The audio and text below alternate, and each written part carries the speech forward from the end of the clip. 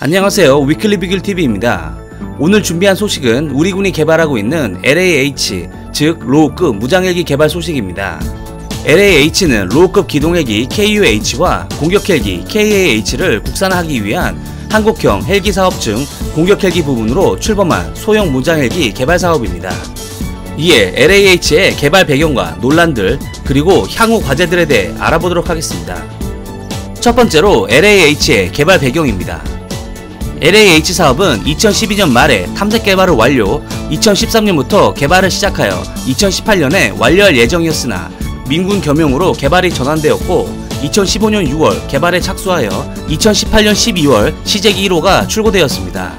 LAH는 군용 무장헬기와 민수시장용 LCH가 함께 개발되는 민군 겸용 모델로 엔진을 비롯한 60% 이상 부품을 공유하며 총 개발비는 1조 6천억 원에 달합니다. 향후 2022년 7월까지 시험 비행을 진행하고 2023년에 LAH 개발이 완료되어 생산 배치될 예정입니다. LAH는 육군에 노후된 500MD 130여 대, BO 105 10여 대, AH-1S 70여 대를 대체할 목적으로 개발된 경무장 헬기입니다. LAH의 재원을 살펴보면 승조원 2명에 날개를 포함한 전장은 14.5m, 전폭 3.87m, 전고 4.415m이고 최대 이륙 중량은 4.9톤입니다. 엔진은 LEL, ELE 터보샤프트 엔진 2개가 들어가며 1031마력 의 출력을 가지고 있습니다. 특히 엔진은 프랑스의 방산기업 샤프란과 하나테크인이 공동 개발한 엔진으로 알려져 있으며 LAH의 엔진은 하나테크인의 창원 공장에서 생산을 할 예정입니다. 순항속도 278km/h, 최고속도 324km/h이며 최대 항속거리는 905km입니다. 항전장비는 하나시스템즈의 항전장비를 채용하였습니다. 무장 부문을 보면 기관포는 SMT에 20mm 기관포가 장착되고 로켓은 70mm 로켓 7연장 발사기가 양 날개에 1개씩 달리게 됩니다. 미사일은 청검 공대진 미사일 좌우 2발씩 총 4발을 장착할 수 있습니다. 두 번째로 논란 사항입니다. LAH의 최대 논란거리는 바로 낡은 설계입니다. 카이가 개발하고 있는 LAH는 사실 에어버스 헬리콥터사가 1975년 개발한 4.5톤급 H115가 원형입니다. 영국과 미국의 항공 전문가들은 H115를 혹평하고 있습니다. 좀 더 자세히 보면 영국의 항공 전문가는 너무 낡은 설계이고 새로운 기술이 등장하면서 시장에서 수요를 잃었다고 지적했고, 미국의 항공 전문가 역시 이 헬기는 조종 반응성이 늦고 엔진 성능이 떨어지며 정비에 들어가는 비용이 경쟁 기종인 S76보다 최대 1.7배 이상 들어간다고 혹평한 바 있습니다. 이 같은 평가 때문에 에어버스 헬리콥터는 H115를 단종시켰습니다. 당시 언론에서는 LAH를 오래된 기체의 기술을 가져온다고 혈세를 낭비하는 것이라고 연일 비판을 쏟아냈습니다. 하지만 LAH 사업을 조금만 더 깊게 생각한다면 이는 가십거리를 생산하기 위한 기사라는 것을 알 수 있습니다. 우리나라는 아쉽게도 헬기를 설계하는 능력이 많이 부족한 게 현실입니다. 실제 헬기 시장은 미국과 서유럽이 주도하고 있으며 그 외 러시아 정도만 제대로 된 헬기를 만들 수 있는 독자 기술을 가지고 있습니다. 이에 수리온도 LAH와 마찬가지로 구형기체에 기술을 들여와 생산한 헬기이며 LAH도 동일한 방식으로 개발을 진행할 수밖에 없었습니다. 그런데 과연 미국과 서유럽의 헬기 제조사들이 한창 판매하고 있는 신형이나 인기기체의 설계 기술을 쉽게 내어줄까요? 아무리 돈을 준다고 하더라도 절대 내주지 않을 것입니다. 미래의 잠재 경쟁자에게 특히 기술이 좋아 금방 기술을 익히고 더욱 발전된 제품을 내놓기로 유명한 대한민국에게 최신 기종이나 인기 기종의 설계 기술을 과연 내줄까 하는 것입니다. 반도체, 조선 자동차 등 이미 많은 분야에서 낡은 기술을 들여와 발전시켜 세계 최고의 기술력을 확보한 분야들은 이미 전 세계가 알고 있습니다. 만약 언론의 비판대로라면 그냥 외국 기종을 사오던지 새롭게 설계부터 해서 개발해야 한다는 소리인데, 우리 당국은 추후 기술의 축적과 자체 개발한 무기의 통합 등 다양한 사항들을 고려해 기술 도입 후 개발이라는 길을 택한 것입니다. 실제 우리나라는 위와 같은 방식으로 기술을 익혀 결국 독자 개발에 성공한 무기들이 매우 많습니다. 불공 사업을 통해 개발된 각종 미사일들과 흑표도 대표적인 예입니다. 그리고 사실 LAH 사업을 시작할 때 오래된 기종이지만 설계 제공부터 기술 이전까지 제시한 곳은 에어버스 헬리콥터 뿐이었으며 나머지들은 라이센스 생산에 낮은 등급의 기술 이전 뿐이었기 때문에 대안도 없었습니다.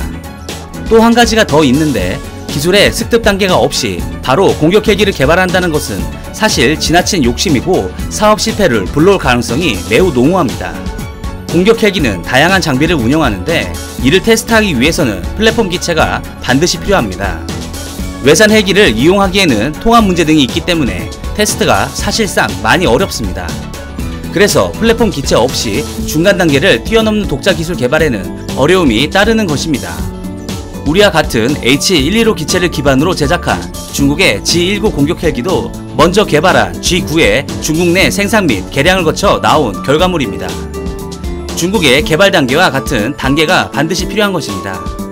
처음부터 고성능을 무리하게 밀어붙였다가 실패한 대표적인 사례들도 굉장히 많습니다. 인도의 아준 전차가 그 대표적인 예입니다.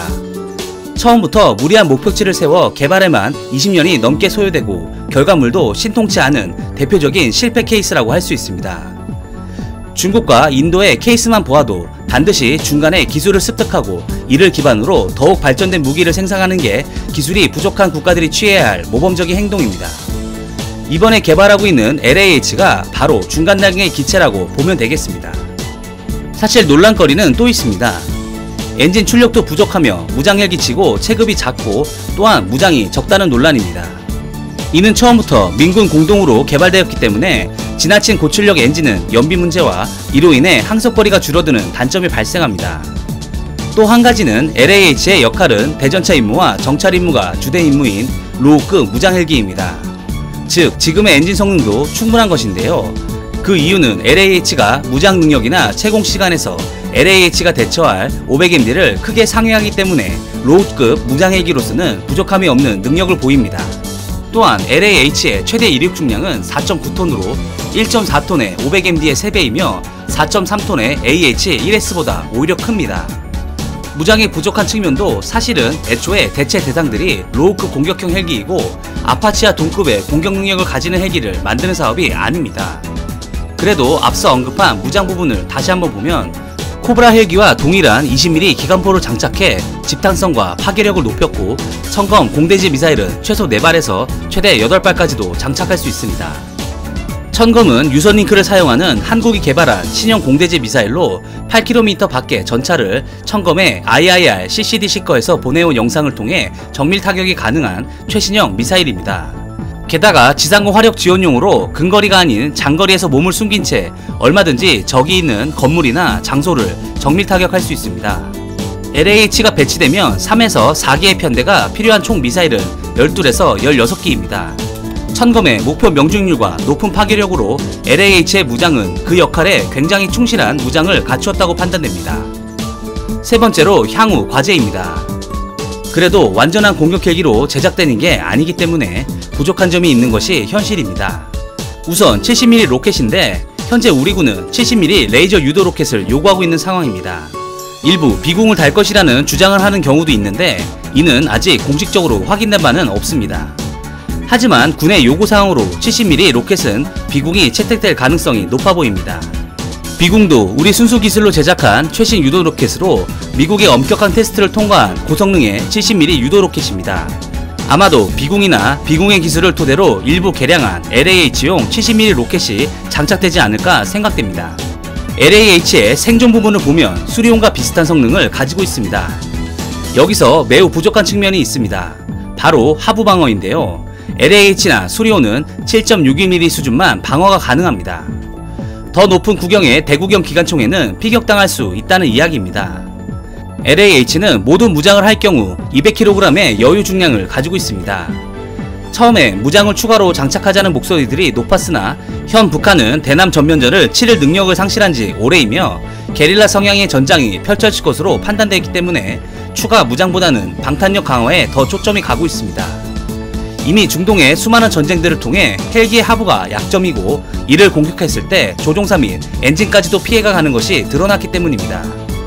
이런 상황 때문에 육군은 현재 운용 중인 UH-60P에 바닥 방탄판 강화 작업을 하였고 총 320kg이 증가하였습니다. LAH는 UH-60보다 작은 기체이기 때문에 200kg 안에서 충분히 해결할 것으로 보고 있습니다. 하지만 이렇게 한계 중량까지 사용할 경우 기동에 문제가 발생할 수 있기 때문에 군용은 좀 더 강력한 엔진으로 변경하는 계획 또한 필요해 보입니다. 지금까지 언급된 내용들처럼 LAH는 로우급 경무장 헬기입니다. 일부 언론들의 지나친 기대와 무책임한 기사들 때문에 LAH 사업의 이미지에 데미지를 입었지만 실상은 우리 나름대로 최선의 선택을 한 것으로 보여집니다. 좀 더 부족한 부분은 보완하고 개선한다면 LAH는 충분히 제 역할을 할 것으로 보이며 이를 기반으로 새로운 기술을 적용한 차세대 공격형 헬기가 탄생하지 않을까 하는 생각입니다. 이상 위클리 비굴이었습니다. 시청해주셔서 감사합니다.